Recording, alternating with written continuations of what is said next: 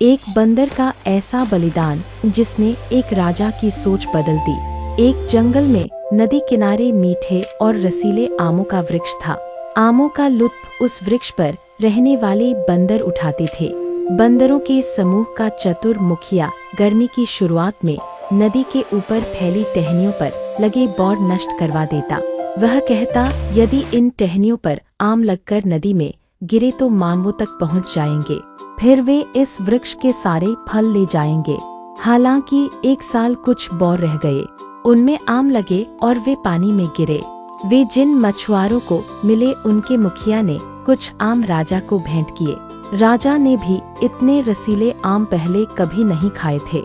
वह पता पूछकर अगले दिन सैनिकों सहित आम तोड़ने जा पहुंचा। तब बंदरों के मुखिया ने बंदरों को वह स्थान छोड़कर नदी के पार सुरक्षित स्थान पर चलने का आदेश दिया। उसने एक लंबी व मजबूत लता पेड़ की टहनी से बांधी और दूसरा सिरा उस पार पेड़ पर बांधने के लिए छलांग लगाई। पेड़ की डाली तो हाथ में आ गई, किंतु लता छोटी पड़ गई।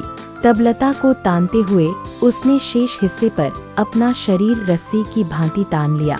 फिर सारे बंदर लता और उसके शरीर पर से होकर पार उतरे। वह लहूलुहान हो गया।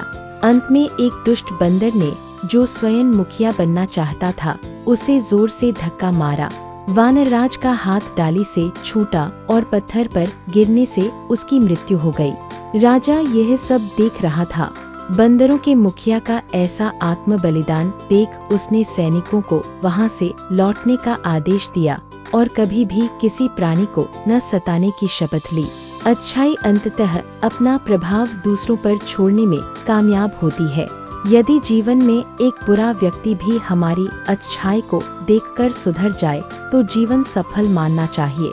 सीख अच्छाई और बलिदान का प्रभाव सबसे कठोर दिल को भी बदल सकता है।